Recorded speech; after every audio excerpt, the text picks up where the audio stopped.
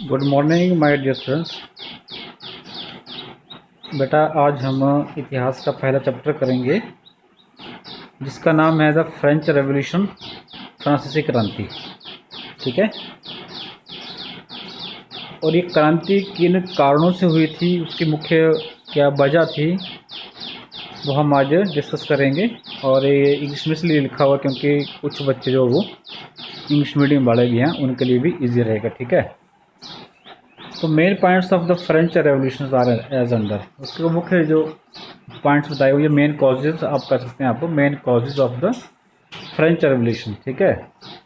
पहला है the French revolution took place in 1789 because ordinary people were unhappy with the existing system of monarchy. ठीक है। मॉर्निकी का मतलब हो गया आपका राजतंत्र। फ्रेंच रेवोल्यूशन कब हुआ था? 1789 को हुआ था, क्योंकि जो आम जनता जो थी वो जो एग्जिस्टिंग सिस्टम था, जो मॉर्निकी का मतलब राजतंत्र का जो सिस्टम, उससे बहुत दुखी थी। वाइल एरिस्टोक्रेटिक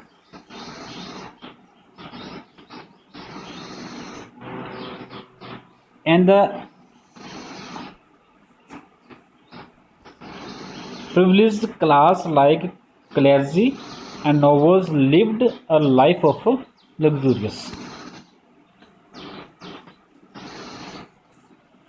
क्योंकि जो पादरी थे, पादरी को चर्च के जो अधिकारी जो थे वो वाइल द एरिस्टोक्रेटिक जो कुलीन वर्ग जो था, और जिनको विशेषाधिकार प्राप्त प्रिविलेज क्लासेस होता है, जिनको विशेषाधिकार मिले होते हैं, जैसे कि क्लर्जी एंड नॉबल्स, जो सामंत लोग जो थे या जो कुलीन वर्ग जो था, और जो पादरी जो थे, क्लर्जी होता पादरी एंड नोबल्स होता वहाँ का जो कुलीन वर्ग जो संपन्न वर्ग जो था, वो कैसी ज़िंदगी जी रहे थे? लग्जूरियस लाइफ जी रहे थे।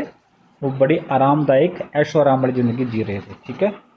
नंबर सेकंड पॉइंट, आप देख सकते हैं कि कोई भी घटना, कोई भी क्रांति कब होती है? जब कोई एक वर्ग दुखी हो बाकी लोगों की वजह से, जब एक वर्ग को किसी विशेष अधिकार प्राप्त हो। जैसे यहाँ पर फ्रांसीसी क्रांति में क्या था कि जो फ्रांस 3 एस्टेट में बंटा हुआ था। पहली एस्टेट में जो पादरी वर्ग था, ये संपन्न वर्ग के लोग थे, कुलीन वर्ग के लोग थे। दूसरी क्लास में, दूसरी एस्टेट में मध्यम वर्ग के लोग थे, जिसमें आपके वकील आते हैं, डॉक्टर्स आते हैं, अध्यापक आते हैं। ठीक है। या कारोबारी आते हैं, जो व्यवसाय करने वाले। और तीसरे एस्टेट में लोग जो थे वो कौन थे? वो थे मजदूर, और वो किसान वर्ग था। और अगर हम संख्या की बात करें तो संख्या में ये किसान वर्ग, जो गरीब वर्ग जो था, वो ज़्यादा था। और जो पहले और दूसरे स्टेट के लोग जो थे, पहले में तो बिल्कुल कम थे, दूसरे में थोड़े से और ज़्यादा थे। लेकिन सबसे ज़्यादा टैक्सेस जो थे, इसमें मेन कारण क्योंकि सबसे टैक्सेस जो थे, सबसे जो देने पड़ते थे, वो तीसरे स्टेट के लोगों को देने पड़ते थे। किसको? गरीब जनता को, आम जनता को, जो किसान थे या जो आपके मजदूर थे, उनको देने पड़ते थे। बाकी जो पहली और दूसरी, पहली क्लास के लोगों को या दूसरी क्लास के लोगों को जो था, उनको टैक्सेस नहीं देने पड़ते थे। ठीक है। ये इसका मुख्य जो कारण रहा था आपका फ्रांसीसी क्रांति का, उसी के बारे में हम डिस्कस कर रहे हैं वन बाई वन। ठीक है। तो जो तीसरी क्लास के लोग जो थे, जो तीसरी एस्टेट के लोग जो थे, वो बहुत ज़्यादा दुखी थे, परेशान थे। इनके ऊपर जो इतने सारे जो टैक्सेस लग गए थे, कर इन पर लगा दिए गए थे। ठीक है। नंबर सेकंड में लिखा हुआ जैसे the workers were forced to pay heavy taxes while the privileges classes were free from taxes. यहाँ से फिर वही बात आ गई। कौन? वर्कर जो थे, वर्कर एंड पीजेंट्स, किसान जो थे या जो काम करने वाले जो थे, दे वर फोर्स, उनको फोर्स किया गया पे हैवी टैक्सेस देने के लिए। उनको भारी टैक्स उनको देने पड़ते थे। प्रिविलेजेस क्लासेस होता आपका जो विशेष अधिकार प्राप्त जो लोग जो थे, उनको वर फ्री फ्रॉम, फ्री मतलब उनको कोई टैक्स नहीं देना पड़ता था। ठीक है। ये आपका सेकंड पॉइंट आ गया। Now third point is middle class comprising, इसमें कौन कौन शामिल है? Lawyers, doctors, teachers and traders, जो व्यापार करने वाले होते हैं। Who were well and wise, बुद्धिमान थे, ये अच्छे थे, मतलब ये भी लगभग संपन्न लोग थे, लेकिन they were to deprive of political.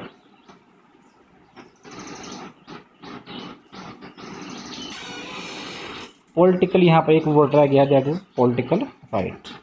ठीक है, तो ये लोग जो थे ये भी किससे, लेकिन वंचित, डिप्राइव मतलब वंचित रहना, मतलब इनको भी अधिकार नहीं मिलते, इनको पॉलिटिकल राइट इनको नहीं मिले थे। किसको? टीचर्स को, डॉक्टर्स को, मतलब ये इलेक्शन में खड़े नहीं हो सकते थे। ठीक है, इनको को पॉलिटिकल, इनको वोट देने का अधिकार इनको भी नहीं मिला हुआ था। ठीक है, इसको पॉलिटिकल राइट बोलते हैं। फोर्थ पॉइंट क्या इसका, जो लुइस 16वां था became the king of France in 1774 AD, what he was incapable and short-sighted। 1774 में AD में वो क्या बन गया, सन में वो फ्रांस का किंग बन बैठा, लेकिन वो अयोग्य और वो शॉर्ट साइटेड था, जिसकी सोच बड़ी नहीं थी। ठीक है, he and his wife were extravagant, extravagant होते हैं फिजूल खर्ची करने वाले थे दोनों। ठीक है, लुइस 16वां भी और उसकी पत्नी भी, इसका नाम लुइस 16वां इनको बोलते हैं। नेक्स्ट पॉइंट पांचवा, the shattered economic system of France was also a major cause of a revolution. ठीक है, पांचवा रीजन क्या था, इकोनॉमिक सिस्टम, वहाँ की जो आर्थिक कंडीशन स्थिति जो थी बहुत ज़्यादा खराब हो गई थी, मतलब जो सरकार, जो राजा का जो खजाना जो था वो खाली हो गया था। ये भी एक मेजर कॉज रहा जो था फ्रांसीसी क्रांति का। ठीक है, नंबर इसका जो 6th पॉइंट आपके पास है, जैसे जो the great French philosophers like Montesquieu Montesquieu Rousseau and Voltaire, उन्होंने जो सोशल शॉर्ट कमी, जो समाज की जो कमियों के बारे में उन्होंने लिखा, और उन्होंने defend the frame of revolution, उन्होंने जो क्रांति की जो एक उसका एक क्रांति की जो आग जो लगी हुई थी, जो धीरे धीरे जो लोगों के अंदर एक क्रांति की भावना या की आग जो थी, उसको उन्होंने और बढ़ाया। तो उन्होंने लोगों को, आम जनता को ना मौलिक अधिकारों के बारे में बताया। उन्होंने ये कहा कि जो राजा की जो दैवीय अधिकारों पर भरोसा करता था, क्योंकि जो लुइस और जो था वो राजा के दैविक अधिकारों पर भरोसा करता था कि जो कुछ राजा बोलेगा वो वही, मतलब परमात्मा की आवाज़ है। ठीक है, तो इस चीज़ का विरोध किया था इन तीनों जो फिलोसफर जो थे, फ्रेंच फिलोसफर जो थे, मोंटेस्क्यू, रूसो एंड वॉल्टेयर ने। ठीक है, and in 1788 AD they spread a severe famine in many part of France, people assembled in the street of Paris. क्या हुआ, एक मेन कॉज इसका और रहा कि 1788 में वहाँ पर एक फ्रांस में एक बड़े सारे पार्ट्स में एक वहाँ पर एक बहुत भयंकर अकाल, सिवियर फेमाइन होता है, अकाल होता है फेमाइन जो। ठीक है, और लोग जो थे वो आपकी कहाँ पर, फ्रांस की गलियों में इकट्ठे हुए। Louis 16 was compelled to call state meeting of state general in 1789। Louis 16 को फोर्स किया गया कि वो एक स्टेट मीटिंग बुलाता, वहां पर बुलाए किसकी, स्टेट जनरल्स की, जिसमें पहली स्टेट के लोग थे, दूसरी स्टेट के, तीसरे स्टेट के लोग जो थे। व्हाट हुआ क्या, तो फर्स्ट 2 स्टेट्स, पहले 2 स्टेट कौन से, तो पादरी वर्ग, जो संपन्न वर्ग के लोग जो थे, उन्होंने they refuse to have a common meeting with the third state, उन्होंने तीसरे स्टेट के लोगों के साथ मीटिंग करने से मना कर दिया। It generated great excitement among people of the third state and they lost their temper, और इसके कारण की ओर की जो थर्ड जो स्टेट के लोगों के बीच में एक बड़ी ज़्यादा उनमें एक उत्तेजना, या हम बोल सकते एक क्रोध उनके बीच में उत्पन्न हुआ, क्योंकि उनके साथ मीटिंग करने के लिए पहले दोनों वर्ग वो तैयार नहीं थे, और फिर यही कारण बना। On 5th of the May 1789 AD French revolution began, और 5 मई 1789 में 1789 में फ्रेंच रेवोल्यूशन जो था, फ्रांसीसी क्रांति शुरू हो गई थी। ठीक है, so these were the main causes of the French revolution, यही थे आपके मुख्य कारण जो थे वो फ्रांसीसी क्रांति के। ठीक है बेटा, तो उम्मीद है आपको आज का जो मेन जो टॉपिक है कि फ्रांसीसी क्रांति किन कारणों से शुरू हुई थी, आपको ये समझ आ गया होगा। ठीक है, okay then, take care, have a great time.